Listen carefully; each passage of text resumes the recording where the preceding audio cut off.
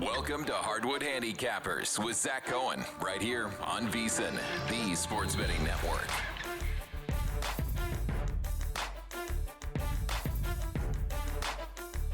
This is Zachary Cohen, VSiN.com senior editor with another episode of Hardwood Handicappers. Today is Tuesday, April 14th. It is 9 a.m. Eastern, and today I am joined by Kelley Bydlon from A Numbers Game, co-host of the Long Shots podcast as well. Kelley, how's it going? I'm excited for some play-in action tonight. Doing great, Zach. Thanks for having me on. As always, getting, ready to go for the playoffs, man. Ready to not talk about tanking teams or stat-chasing award candidates or anything like that. Actually talk about some real good basketball on the court.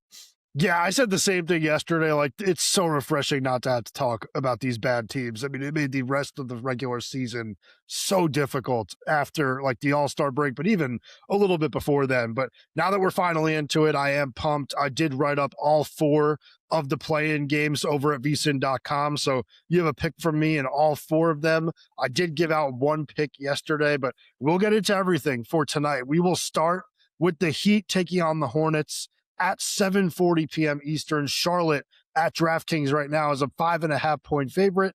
Total is 228.5. Kelley, I know you like something here. What do you have? Yeah, I laid the points on open with Hornets. It was 5 then, out to 5.5. Now I still like it. This Heat team is untrustworthy to me right now. I think Eric Spoelstra in one game. Yes, I think you've got a very good head coach. This Heat team is healthier. I think those are all quality points that you can make for Miami tonight. I think the big thing for me, and look, the Hornets, yes, have not been as hot the past couple weeks, but I feel like I'm hearing a lot of that, Zach, and I'm like, yeah, they're still pretty damn good, though. I mean, it's still the numbers since January 1st, since the All-Star break, say they're one of the better teams in the Eastern Conference, period. But, like, the biggest thing to me in this matchup, and I think you and I talked about it, was this only a week ago, 2 weeks ago, maybe? Like, this Heat defense has been a nightmare. And, like, they had to have that players-only meeting in Toronto. I know that was that, a week ago? You and I were on opposite sides of that game. Yeah. Yeah, like that double, the duplex or whatever we're calling it. I hate the baseball series thing because it doesn't make any sense if you're like doing two games. And there's 2 games in Toronto, and like they got blitzed the first night. I had to have a players only meeting the second night. It's only a week ago that you're coming off this.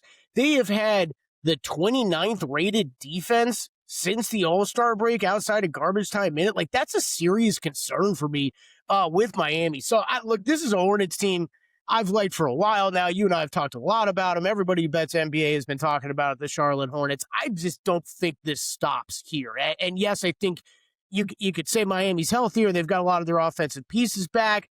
Still 5-10 straight up and against the spread the last 15 games for them. I do like Charlotte here a fair amount. Yeah, I am with you. Like, I do think that Charlotte's run continues, and I kind of think they're going to win 2 games and get in. We will see. I kind of think that Philly ends up losing 2 in a row without Embiid. I mean, I know that that's not the most popular opinion. I think that a lot of people do like the 76ers to beat the Magic, but we'll get into that game tomorrow. But yeah, I do think you look at this game, and you said it, defense is the major question mark coming into this one, because not only did they get absolutely killed in that game that like led to the players only meeting, they played horribly defensively the next night after like a hot start. They played awful in the second half there. So it's really going to come down to defense and whether or not Charlotte's making shots. I wrote this up over at the website. I mentioned it, like, the Hornets have been the best 3-point shooting team in the league for most of the season and definitely since the All-Star break. If the Heat are not guarding the 3-point line well, that is going to make this game extremely ugly. Having said that, like, there is the Spoelstra factor. They are 3-1 against Charlotte this year. They did pick up a road win against Charlotte in a game where both teams were relatively healthy. So I just stayed away. Like, that was what Spoelstra being part of this game meant to me. It didn't mean that I took Miami, but it meant that I didn't lay the points with Charlotte. I do think that if this were 3.5 or 4, I would have been in on the Hornets, but being up at 5.5 is a little bit scary. Having said that, like, I have talked about, potentially parlaying some of these games, and I do like the idea of playing the Hornets on a money line parlay with, the favorite in the second game or the Clippers tomorrow night. So that is another game that I'll talk about tomorrow, but I do think that Charlotte or just skip this thing is the way to go when looking at the side or the total. I did play Norman Powell over 17.5 points at -120. Just kind of looking at the total in this game being up at 228.5. You kind of break down some of the numbers this season and you can sort out player numbers based on where totals are. And Powell was very reliable in games that were expected to be high scoring. He averaged 22.6 points per game in totals, games with totals of 28 plus. 228 plus, sorry about that. And he has a 25-point game against the Hornets this season. I like his skill set against this defense, just being a good shooter, good downhill attacker. So I think 18 points is pretty realistic for him. And when I did put 17.5 in, it was up at 18.5 or 19.5 in other places. So it felt like a good value. Yeah, I like it. Anything to make of under? Hornets have gone under at 9 of 12. Anything to make of that? Normally, yes, but like I do think the Heat still want to play so fast. And you said the defense has been, pretty awful. So I kind of think they're going to welcome Charlotte playing at warp speed and taking a lot of threes. And even if they don't make them at a crazy high clip, even if they make them at, not an awful number, I still think this is going to be a high scoring game. I do kind of wonder overall, like what the Heat are going to do defensively with just all of the guards that the Hornets have. I mean, you can only put Davion Mitchell on so many players. So right. I don't know. It's going to be a lot of Khan, a lot of LaMelo, and then off the bench, Kobe White, who's been, a play-in veteran in his career. Yeah. Yeah. Seriously. Yeah. Play-in star. Yeah. Look, the Heat are not out of this. It's just, if the Hornets make shots, it's going to be tough. Yeah. And look, this is like, this could be the Hornets in the playoffs, right? For as much as people like me are high on this team and think they can possibly make some noise throughout this Eastern Conference playoffs, like you've designed this team, very similar to how the Boston Celtics are. Like you're going to have to make shots. When you're talking about these games where it's win one or you're going home, or got to win two and make it through the play-ins here. Like this is, you got to make shots. So usually you like that a little bit more. I think in a 7-game series, give yourself a time to have a down game or two if needed and rebound from that. One-off game, it makes it a little bit more difficult, but still, like Charlotte overall tonight. Yeah, like you said, like very Celtics-like, and that's not, a coincidence. Charles Lee did coach for that Boston team as an assistant. It was designed that way. That's almost part of the reason, like I did write this at VSiN, like I think that, Spoelstra's job is at least somewhat easier. It's like if you get these guys to, run those shooters off the line, all of a sudden they're a little uncomfortable because this team, probably more than any other team at the top of the Eastern Conference, if we want to call it that, like they lack shot creation in terms of like getting tough buckets at the rim, scoring in the mid-range. I feel like Miller's the only one that really does that. He's a little banged up heading into this game. So I don't know. If Miami can kind of muck it up, that's their best chance. The Hornets also high turnover team, a little bit smaller in terms of size. So that's another advantage for Miami in this game. But yeah, I do think Charlotte's going to win. I could just see it being close. All right. Nothing else to add there for me. If you don't have anything, then let's get into the Blazers at the Suns. Good with the first one? Yeah. I'm good, man. I'm in on Charlotte. Right. Portland goes to Phoenix. This is a game where the Suns are laying 3.5 at DraftKings. Total is 217.5. I mentioned this on yesterday's show. I took the under at 218.5. It has gone down in a few places. Spread also seems to be going down. I mean, 3.5 for the Blazers now. I see a 2.5 at the prediction market. So it is definitely a more playable number if you like Phoenix, but I do expect a low scoring game in this one. I mentioned the play yesterday, not really the reasoning, but you look at just kind of the whole season, and Phoenix has been a really good defensive team, whether that's being, in the top 12 in regular defensive rating or in the top 10 in half-court defensive rating. They've been really sound defensively. They play at a very slow tempo. And Portland, since the All-Star break, has been the number 3 team in the NBA in raw defensive rating. So I do think this is a game that you're going to see some really good defense. I think the offenses are a little bit ugly, and the number is really, really low. But I do think, in a playoff setting, you tend to get kind of more exaggerated versions of what you saw in the regular season. And I expect good defense, ugly offense. And I do think the Suns are going to win, but it is getting a little scary seeing that number just kind of dwindle. Yeah, this is, I think the game I am most interested in the play-in tournament here. And the game that I probably have some of the least betting on, I lean under too. I think that number's so low though. I don't really have any interest in making a bet there. That would probably be my strongest lean. You brought it up. I think both of these teams, I think a little out of sight, out of mind for most people that have been lightly watching the NBA probably this season. I like Portland. From everything to start the season with Chauncey Billups and everything and where they've come, you just brought it up. Defense has been fantastic. Third since the All-Star break, defensive rating outside of garbage time minutes. These teams pretty evenly matched to me. This actually is, if I had to go side, it would be lean Portland for me. It looks like there is a chance Jeremy Grant goes in this game tonight. I think this is a team that's gotten healthier throughout the season. And both of these teams dealing with their own issues throughout the season, but both, man, it just feels like so many injuries they've had to work through the regular season. You're finally seeing them both pretty healthy, at least. So I'm excited from that standpoint, just to watch this game. Phoenix comes in 1-6 ATS over their last 7. I don't know how much of a concern that is. It's slight lean to the Blazers side to me here. I can't imagine. I think the only thing I would even be looking at live betting here is if just both these teams somehow start off super hot shooting just to get in a live underplay. But yeah, lean to the under, lean to Portland. Can't wait to watch this game. I really think that either one of these teams that emerges from here. Look, I don't think they're taking down the San Antonio Spurs, but like I'm interested to see what kind of problems they could cause.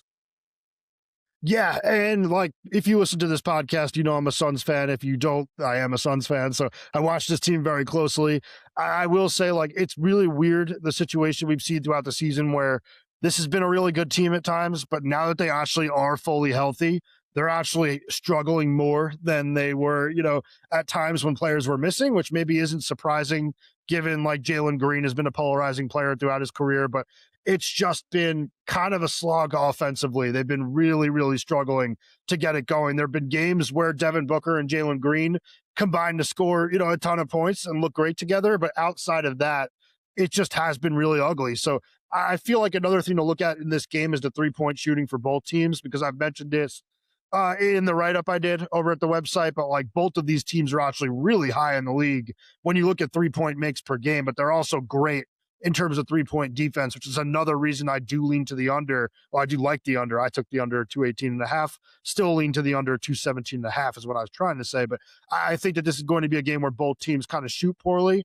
but it's going to be a fascinating game. I do agree with you that like the winner of this can cause some problems for the Spurs in the first round. I mean, the Blazers, the difference between these two teams, like just point blank, is like they don't have Devin Booker. The Suns do. Like I feel like that is something that this team is very much missing, is like a late game clutch scorer. I feel like Denny Avdia is awesome when it comes to attacking downhill, getting to the free throw line, but I don't know you have that whistle in a postseason game. But I do think that they are like tough as nails physically and defensively, and like this is not the type of series the Spurs want in the first round, with Wemby being kind of banged up. Yeah, absolutely. I actually think the Portland side would be more worrisome for San Antonio. But yeah, this is fun, and you made a great point, because I think every one of these play-in games, like, look, if it's one game, and if you're going to tell me you want to go with best player, best coach, and you think it's that important, I get it, and that's worth bringing up. I mean, you do have the best player in this game is on the Phoenix side. Absolutely, we're going to expect to see a lot out of Booker tonight. I think there's some defensive pieces on the other side to match up well with that, but still, hey, you got the best offensive player on that side of the ball. Worth noting, I agree with you on Denny. Once you get into the course of a playoff series, maybe I think tonight, though, he could have a big game. And then also, like, this team has been missing Shaedon Sharpe, and he quietly has worked his way back the last couple games. This team's basically full strength right now. Yeah. We haven't seen that much for the course of the season. So they've been out without Sharpe for what has it been, almost 2 months, basically. Yeah. I played 2 games here, end of the season.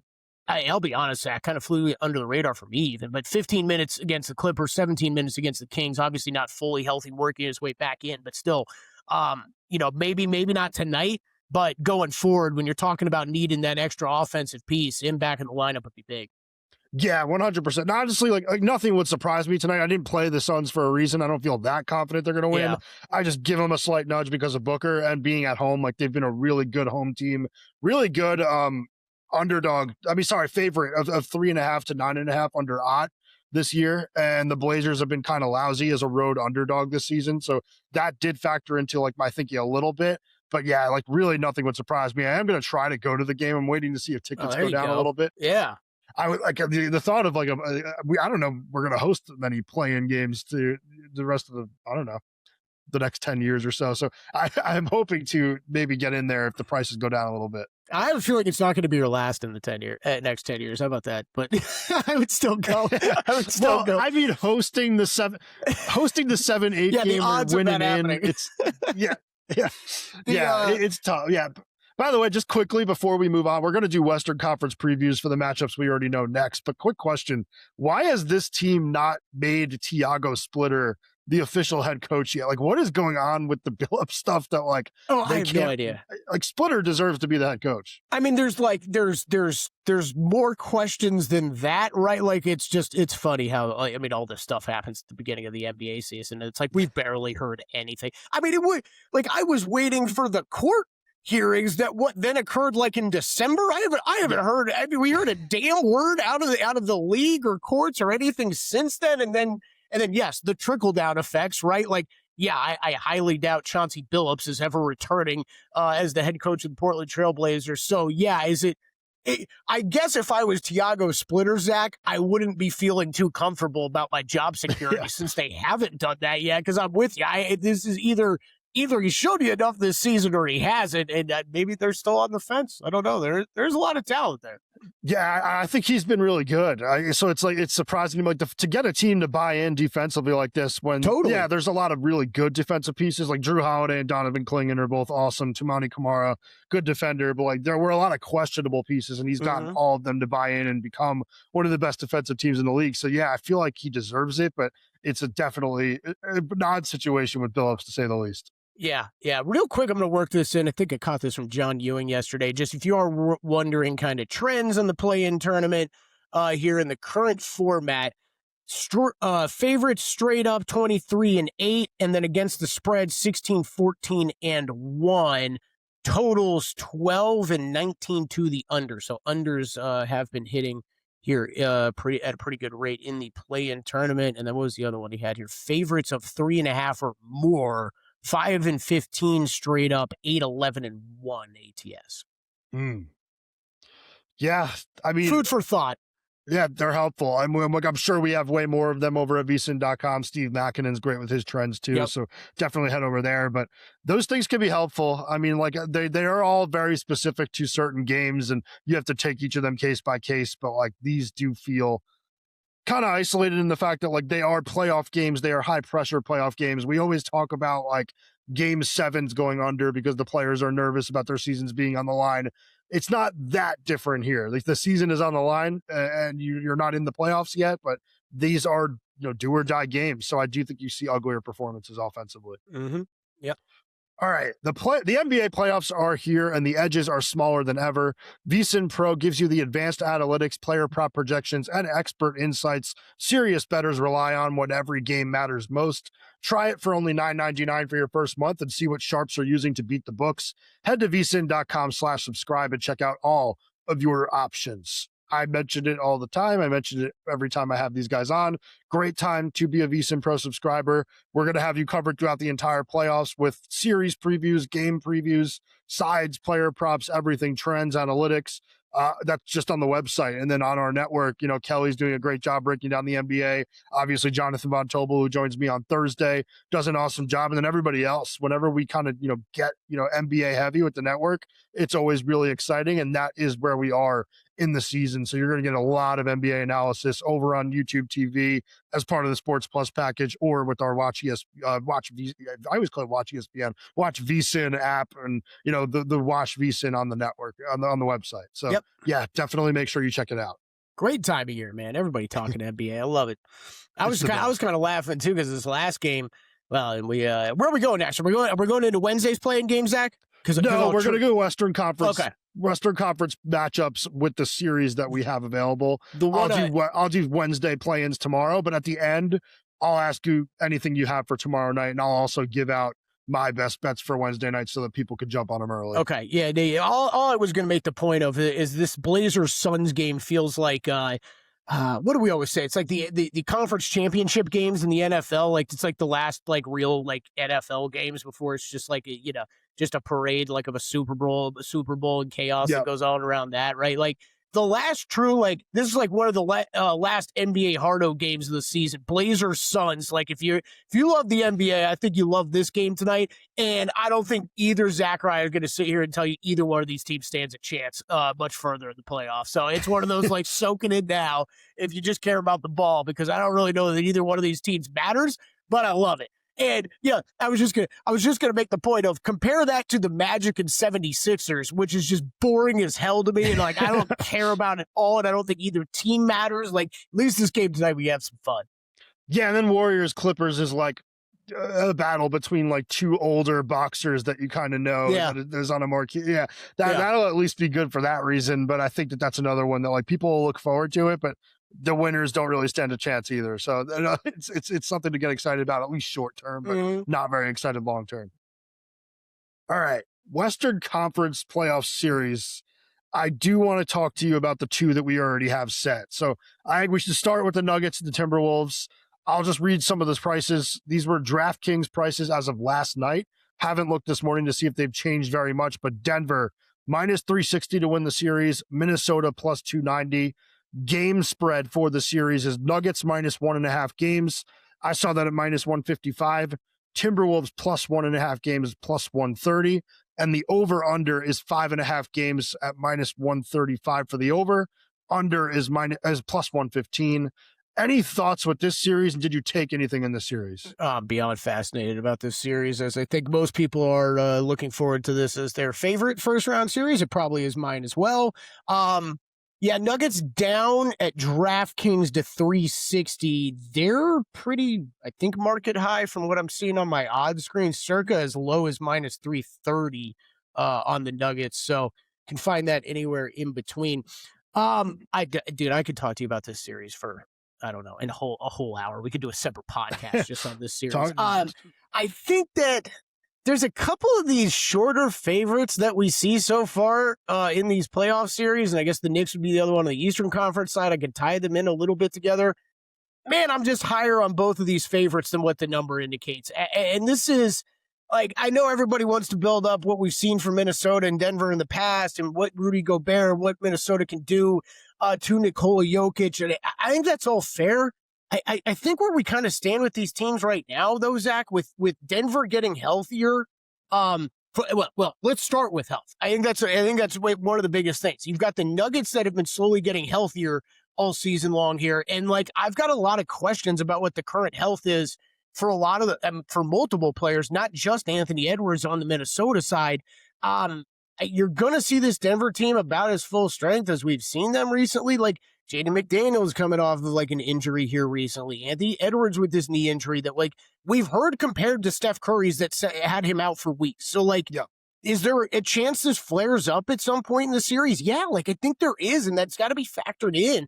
And if this team doesn't have any Anthony Edwards, like this is, you're going up against one of three like real teams with one of four real teams with a chance at the finals and bringing home a championship in the Denver Nuggets. To me, that's how I see this playoffs. I like the Nuggets here. I have not bet anything series-wise. My first thought was I'm going to approach this game to game and probably just be in on Denver. But I've kind of changed that thinking here between last night and this morning. I do think I will take a piece of the Nuggets, either laying the 1.5 or Nuggets in 5 and Nuggets in 6. Don't know if they get the sweep off of Minnesota, so you can get a little bit better price instead of laying the 1.5 if you bet them to win at 5, win at 6. Or you know, I might do all of that. I might also do like the Nuggets. I usually like the win game 1 and then the series doubles that you can do as well. I might do a little bit of everything, honestly, with that. But that's kind of where I sit right now, man. I like that this health is such a big factor coming in. What this Denver team has done offensively, third offensive rating since the All-Star break, 8th best net rating, 17th defense. Yes, I think some of their defense has been concerning, but Cameron Johnson playing a little bit better here all of a sudden recently. I think that's notable. And yeah, man, this is Minnesota, 15-11. They've dealt with injuries here. 24th offensive rating since the break. Yes, a lot of those games, Anthony Edwards out. That needs to be factored in. But, I still have concerns about his health a little bit. 10th best defense. Defense better show up and they better play great. I think that's absolutely necessary for this team to have a chance. And overall, Zach, to me, this is just I see that we've seen this matchup a lot in the past. And I see a little bit better of a Denver team and a little bit worse of a Minnesota team as I've seen in the past. So that's kind of how I'm looking at this. Let's see. These teams have played 4 times this year, right? Denver's taken 3 of the 4. Seen a couple high-scoring games, a couple low-scoring games.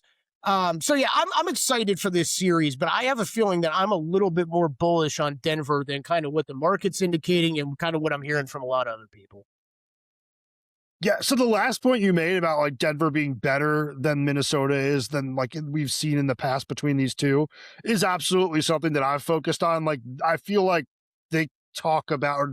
people talk about Rudy Gobert as a Joker stopper, but this year in 4 games against Minnesota, Jokic was at 35.8 points per game, 15.0 rebounds per game, 11.3 assists per game, and he shot 65.3% from the floor, 50% from 3, 93.2% from the line. I do not think that they can slow him down whatsoever. I feel like they've been able to do it in the past.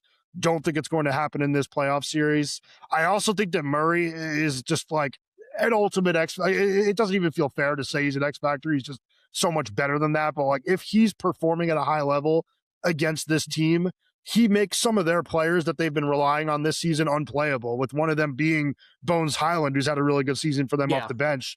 If he's thrown into the game and Murray has a chance to attack him, that's going to be very, very problematic for Minnesota. So that's kind of where I started. I do think Denver's going to win this series. I actually like that you lumped it in with the Knicks because I was looking earlier. I want to shop around for the best price, but a Knicks-Nuggets parlay to win the series, -141.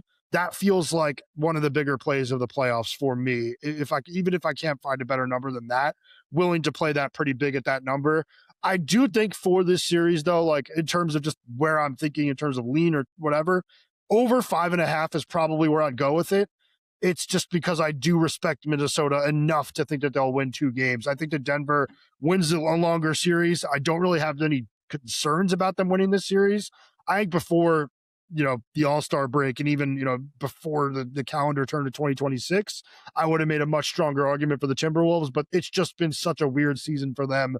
I know that I've kind of said all year long on this podcast that I think this team is sleepwalking through the regular season because they've been to back-to-back Western Conference Finals and they just want to get to the playoffs and then take their swing with a formula that they know works. But it's been so bad in the regular season and so up and down that it's just kind of hard to imagine them dialing it all in. I think the only thing that I really think can help the Timberwolves is if Peyton Watson is not ready to go in game 1 or 2. I feel like that's the single most important injury right now of the ones that are kind of floating out there. I mean, and McDaniels came back at the end of the regular season. We have not seen Watson since early April. And it was a re-aggravation of an injury that took him out for 6 weeks. And if they don't have Watson to defend Ant, that's going to be a major issue because I don't think Christian Braun can do it, at least not for the entire series.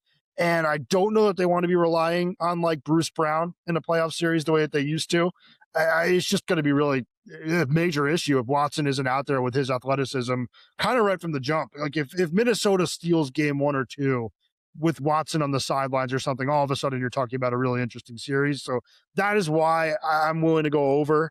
But I do think I would go Nuggets, Knicks together. And I think that that's one of the best plays you can make in the entire playoffs. Yep. Like that bet. And then, I'd say it's a great point on Peyton Watson. Cause you're right. If he's out and Ant's playing great, they steal one of those first 2. Sure. It changes the series right away. You're right.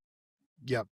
But yeah, you said Cam Johnson's been playing well. He has been great the second half of the season. And there was the game against the Spurs that I can't stop talking about. That was right before the Final Four, was easily the best basketball game of the year that I watched, college or pro. Johnson hit some big shots in that game. It kind of felt like his welcome to Denver moment. And I do think that's going to be massive. If he's knocking down shots, if he's playing like the player they thought they were getting at, in the offseason, that makes this team, right there with OKC. I still think that the Nuggets they're still my pick to win the title, even though they have to go through a really difficult road. Yeah, I'm right there with you. I'm right there with you. Right now, they are my team as well. Come out of the West and to win the title. All right. And then if you don't have anything else there, let's move on to Lakers Rockets, which I think is fascinating for all the wrong reasons. Yeah, it is. No, let's move on. That's where I'm at. Yeah, in that series, I haven't made any bets yet, but that's kind of how I'm looking at it. I will be, although I really thought I was just looking as you were talking. I thought I was going to get a better price than this on Nuggets in 5 plus 265. It is the short shot for the exact outcomes for the series. So a little curious there. I think I would have thought there was more love here for like 7 games in this series. The 4-3 I thought was probably going to be the favorite. Apparently not, though. I'll probably end up laying a game and a half with the Nuggets. Yeah, I saw that at minus 155, as I just mentioned before. I feel like you could probably do a little bit better than that. Definitely feels like the most likely outcome is Denver in 6 to me. I feel like that's the way it's going to end. Mm-hmm. Yeah, right there with you. 5 or 6 for me. Yep. All right. Let's do Lakers Rockets now, which, like you, I have not played anything here. I really don't know how you can. I like to make at least one pick on each series, but I have a lean on Los Angeles plus 2.5 games. And the reason I have that lean is because I do think Luka's going to come back at some point in this series. I just feel like you don't go over to Europe and make this big stink out of trying to come back earlier without actually trying to do it.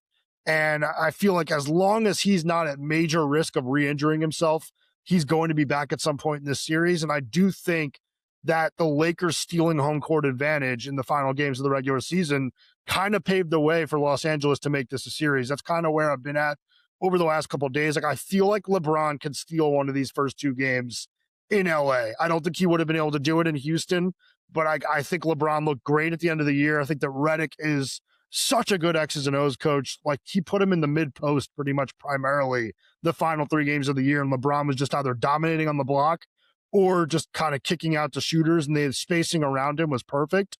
Like, that is just something that Redick brings to the table, is just very, very smart offensive coaching. I know that people have been rubbed the wrong way by the way he's treated some of the players this season, but like, in terms of just buy-in and getting these guys to play good basketball, it's been phenomenal. Like, he is a top tier coach in that regard. So I trust him to have a plan in place without Luka and Reeves, but I'm expecting Luka at some point in this series. Maybe not Reeves. I feel like we haven't heard the same amount of updates or, updates on where he's going in Europe to get treatment done. But I do think that it's more likely we see Luka and we don't see Reeves.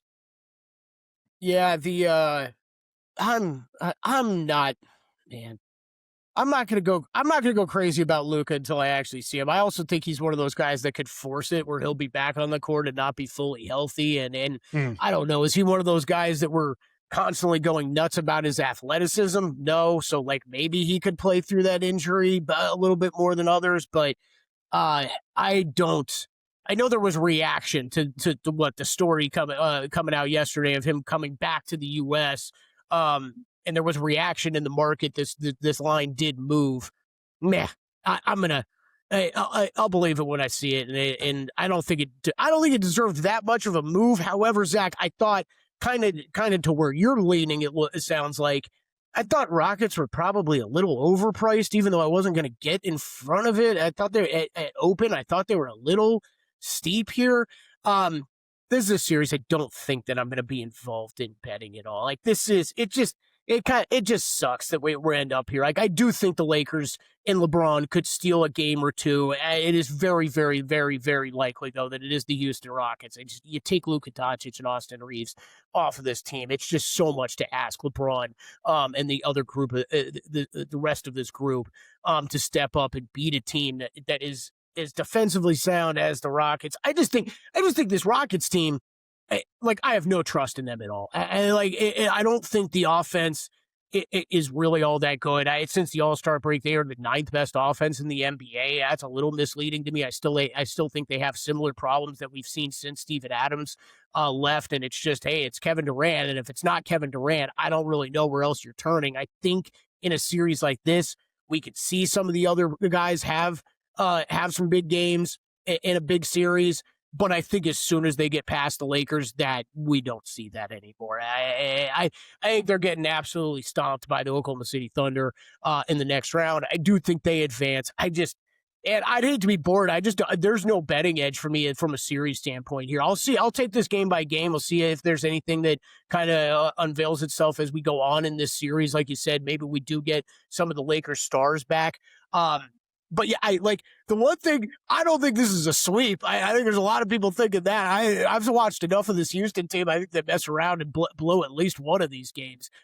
So yeah, I think the one that I've gotten closest to is, and I think you just said it, right? Lakers plus 2.5 games, like that. That's probably where I would look to. But man, it's a lot to ask LeBron to go out there and get this done by himself. Yeah, I mean, I do think Houston ultimately advances. I just feel like the injuries to LA are a little bit too much, but I do think the Lakers can make it a series. If Luka does come back by game 3 or game 4 somehow, I would probably change my mind. If it's 1-1 and we're talking about a series like a best of 5 in Houston, oh sure, I would give the edge to the Lakers. Yeah. So, like, as of right now, the only thing I'm really comfortable doing with the Lakers is plus 2.5 games.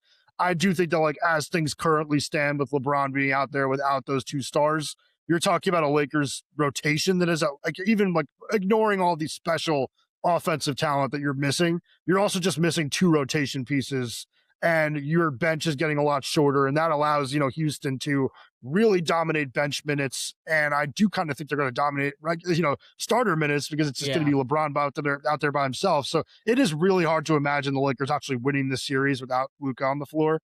I just think one of those 2 first games can go to LA. And that's really where I'm coming at this from, is I think that they might steal a game in one of these first 2 and make it interesting. Yeah, I think that point you brought up there too about just kind of what it does to the roster overall is big. Because I think one of the other things I've heard is, we've seen this Lakers team without one of their stars look good and sometimes better this season. I actually think that's fair. And I'd probably, like, if Reeves or Luka was there, I'd probably be more interested in betting the Lakers. Just because you can work in better rotational pieces around them. And I've heard people bring up the fact that, okay, LeBron's going to be out there.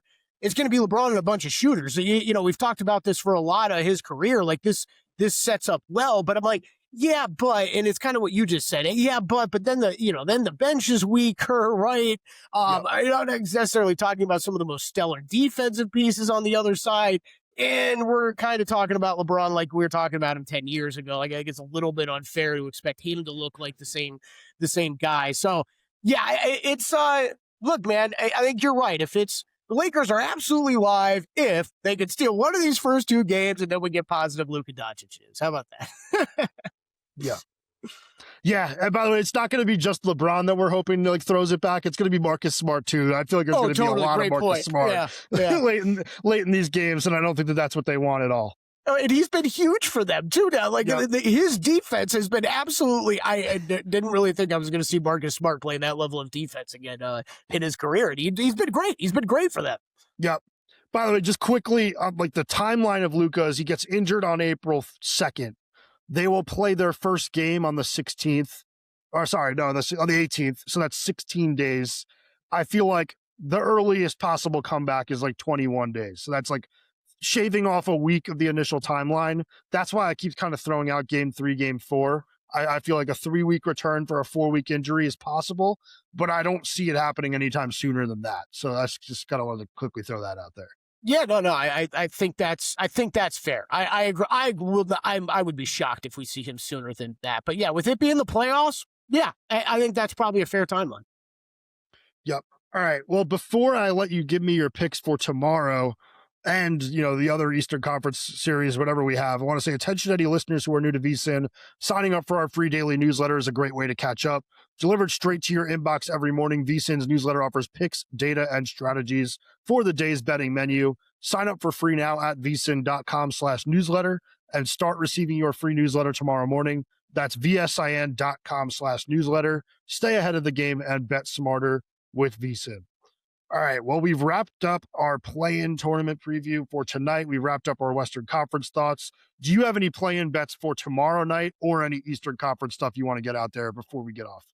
Yeah, tomorrow night, I took a small piece of the Clippers early when that line started to move. So I laid 4 with the Clippers for that game tomorrow night.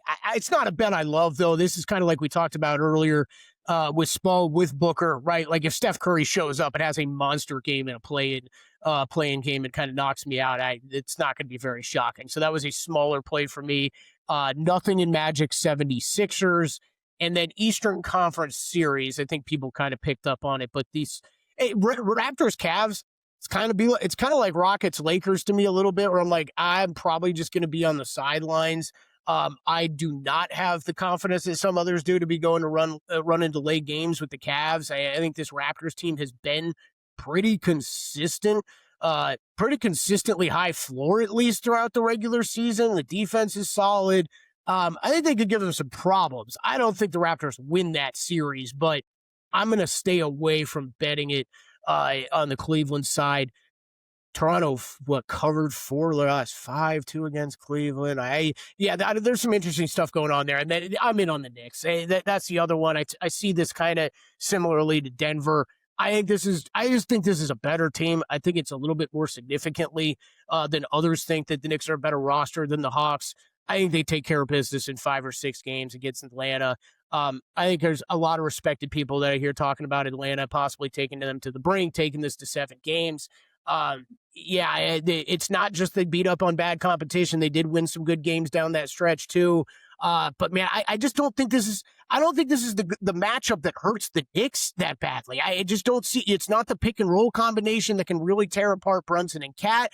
I don't think that there's a good solution for slowing down Cat regularly on the other side. And what Atlanta likes to do with attacking with their wings with Jalen Johnson, like I think you can throw OG Anunoby on him pretty well and take care of that decently at least. So yeah, I do like the Knicks a fair amount in that series. I laid a game and a half with them. Yeah, I will be with you on the Knicks. I'm going to be writing up all the series over at VSiN.com today, so don't want to spoil too much what I have yet, and I will be talking about that the rest of the week. So I will bet the Knicks in some capacity. We'll talk about it a little bit, but yeah, we'll leave the respected people to take the Hawks and us unrespected people or not so respectful. We'll take the Knicks. But I do have some plays that I want to give out for tomorrow. I have the Magic money line plus 110 versus the 76ers. Don't know why I'm doing that to myself, but I went into it over at VSiN.com. Also took Guy Santos over 15.5 combined points and rebounds at minus 115 versus the Clippers. We'll save that analysis for, heading over to VSiN.com or listening to tomorrow's show. But Kelley, I really appreciate you joining me. This is a lot of fun. Yeah. If you enjoyed today's episode, please like, comment, rate, subscribe, whatever you can do to help us out. We appreciate, whether that's YouTube, Spotify, or Apple. Any positive feedback helps. So make sure you head over to VSiN.com. You watch our VSiN shows. We should be your home for the whole NBA playoffs. We're going to have great content. Make sure you check it out, but make sure you also join us for a Wednesday episode of Hardwood Handicappers.